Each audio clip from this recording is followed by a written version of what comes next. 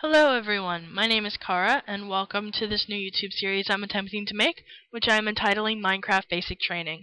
Today I'm focusing on something which may seem easy, but can actually be very hard, and that would be dungeons. Finding dungeons, killing dungeons, reaping the rewards. The reaping the rewards part isn't hard, but as you'll probably be able to see, the rest of it may be. As you can see, I am playing on a map that I have already been on. I've already built some. That's my house, that's my greenhouse. And the reason I'm doing this is because I figured it'd be a lot easier to just show you the dungeon than to have you watch me wander around for 20 minutes looking for one. Incidentally, the map that I'm playing on has the seed penis. Why penis ends up being a barren, snowy wasteland, I don't know. You'd have to ask Notch about that one. Anyway, one of the basic things you should know about dungeons is that most of them appear underground. There are a small amount that appear above ground. Those are called surface dungeons, and for the most part, they're pretty easy. The sun comes up, kills any zombies that are in said surface dungeon, and you go in and reap the reward yourself. So I'm going to be focusing on the more difficult, which would be underground. Sorry guys, my fog level was making it really glitchy, and I don't like going slow. So, this is a dungeon that I've already found, and I recreated it, rebuilt it, because I wanted you guys to see from start to finish how to do it. Now, going and searching for dungeons, which is what you'll be doing unless you accidentally stumble upon one, you should be very well prepared. You should definitely have a sword, definitely have a pickaxe unless you're hoping to run into one of those elusive surface dungeons. Definitely have torches, because one of the worst things you can do is try to fight a dungeon without torches. Believe me, and you'll see why. And food. Food is extremely helpful, because you don't know how many monsters can be in that dungeon. Another good thing to have is armor. I have a full set of iron armor. As you can see, it's not in the best shape, but since I don't have any more iron to make armor, it's about the best I can do for right now. You can make armor, of course, out of leather or gold, or if you can find it, diamonds. But since I found it and it's the best I have, iron it is. So, obviously when you'd be searching for a dungeon, you would be mining. If I can open this door, come on door, be my friend. Thank you. That creepy noise means there's a dark area around, which I don't think there is. I'll have to go search for that later. But if you ever hear that creepy music, it means that there's a dark area close to you. Now, one of the easiest ways to search for a dungeon is to hit F3. And if there isn't such a big giant block of red on your screen, you'll see numbers. As you can see, there's a number over there. Numbers like that correspond to zombies. Numbers above ground could correspond to either zombies or animals, but for the most part, if you're underground, it's going to be a zombie. It's really helpful when you're mining so you don't run into a bunch of zombies or skeletons or any other nasties in this game, but it's extremely helpful if you're looking for dungeons. Look for a bunch of numbers clustered together, and there's your dungeon. Or zombies prepared to kill you and rape you and eat your corpse, but for the most part, it will be... Oh, I didn't mean to do that. Sorry. But for the most part, it'll be a dungeon. So, this cobblestone path, in case you guys are wondering, is leading me back to my dungeon because I can get lost very easily. And again, as I'm sure you don't want to watch me spend 20 minutes looking for a dungeon, you don't want to watch me spend 5 minutes looking for a dungeon I've already found.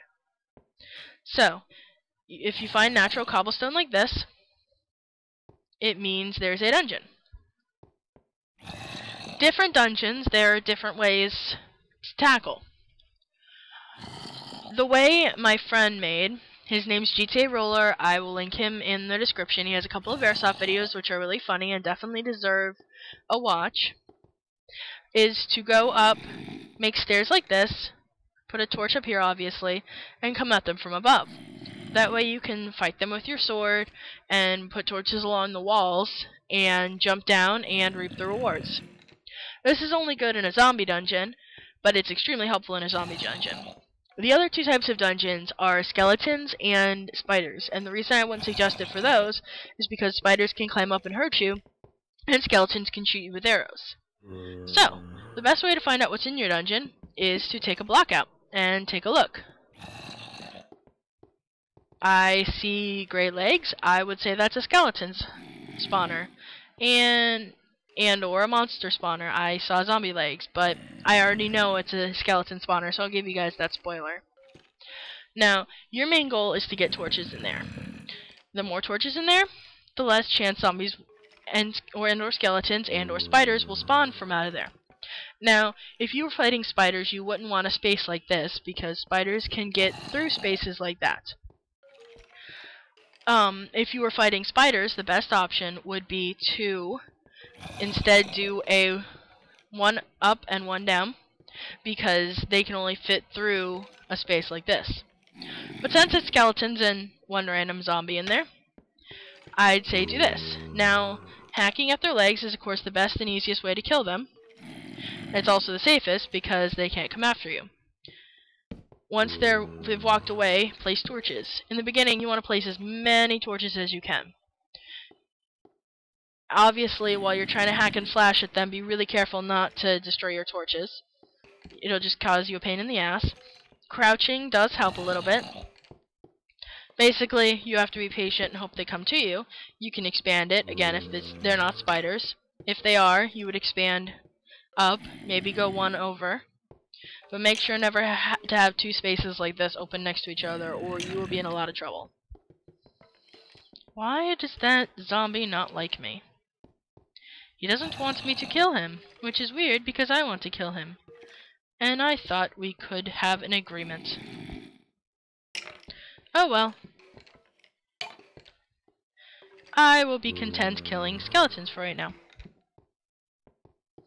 Obviously, the more light that's in there, the more skeletons will spawn, and the more they will attempt to ruin your day. So, like I said, getting down as many torches as possible is key.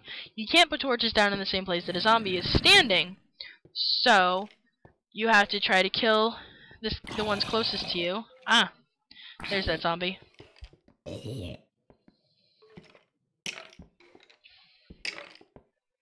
Now, caution is the key to this next part. So many people I see run in when they think they're fine. See? I could have run in right there, and a skeleton would have killed me, and you all would have laughed. While that would have been great for you guys, it wouldn't have been so great for me. So, caution is definitely the key to this endeavor. Another easy way to do this is to do this. Oop! Oh, they're shooting at each other. That's awesome. Kill each other! Maim and wreck and destroy. Okay. Obviously, the closer the torches are to the spawner, the more light there is. The best way to just get rid of a spawner, or make it so it's basically out of commission, is to put torches around it. Because, as you should probably know after playing this game, skeletons and zombies in general cannot spawn in a high light level area. Now, the key to this is put as many torches around it as you can. Don't put one or two and hope to God that zombies won't spawn, because they will. I'd say if you're low on torches, if you're in a custom map, or you just haven't found that much coal, 4 is the minimum you'd want. 1 here, and 1 here, and basically 1 on each side of it. If you happen to have an abundance of torches, like I have a decent amount, I have more in a chest back upstairs, you want to put as many as you can. Now, if you see, the floor is different than the cobblestone that was around it. This is called mossy cobblestone. It is extremely rare, and it's good to mine and save because, well, it looks cool. Another thing, obviously, and here's where the reaping the rewards part comes in, is there are chests. Normally there are 2, sometimes you'll get gypped and there's only 1, or maybe even none, but for the most part there are 2. These can come with anything from saddles, to records, to cocoa beans now in the latest update, but since I already went through and beat it and got all the stuff, I put a cake in this one, and I put some cookies in this one. Yay, cookies! Cookies, incidentally, are what are made with cocoa beans, so I thought it was kind of ironic. Now, once you have the dungeon all neutralized, one thing you can do is destroy the spawner. You can also set up traps, so that way you can get whatever item. If you need bones, you can set up a skeleton trap so they spawn, die, give you bones.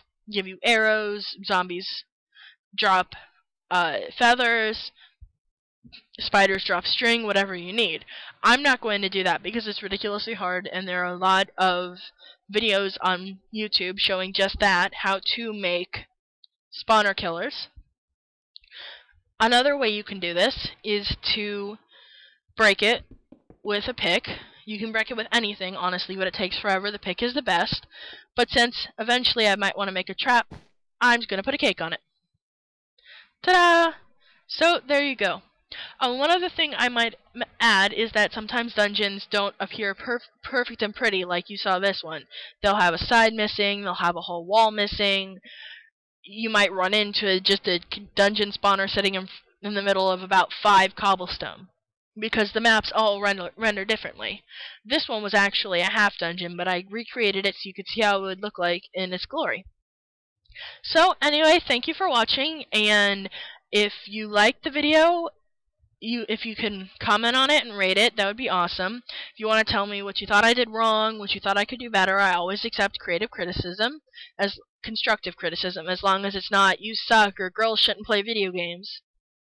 Beyond that, I'll take pretty much anything you're willing to give me. And that's about it. See you guys!